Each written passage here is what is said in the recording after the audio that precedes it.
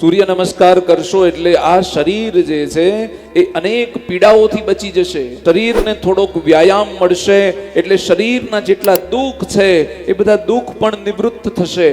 આજકાલ તમે જુઓ કે સૂર્ય નમસ્કારની વાત તો બહુ દૂર છે. કોઈ ભગવાન સૂર્યનારાયણને એક લોટો જળ ચડાવતું નથી. પહેલાના સમયમાં ઘરમાં નિત્ય ક્રમ થતો, કળશ લઈ અને ભગવાન સૂર્યનારાયણને અર્ઘ્ય આપવામાં આવતો. જ્યારે તમે અર્ઘ્ય આપો છો એટલે દરિદ્રતા નાશ પામે છે.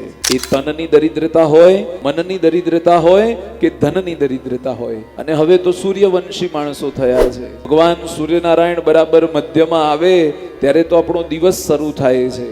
આળસ વૃત્તિમાં તમે જાણતા કે અજાણતા તમારા ભાગ્યને બેસાડવાનું કામ તમે કરો છો. રોગ થવાનું મુખ્ય કારણ જ એ છે કે અતિશય આપણે ભોગમાં રહીએ. અતિશય ભોગ એ રોગનું કારણ બને છે. પૂજ્ય ડોંગરેજી મહારાજ કહેતા, યોગ વિનાનો ભોગ એ રોગને આમંત્રણ આપે છે, દરિદ્રતાને આમંત્રણ આપે છે.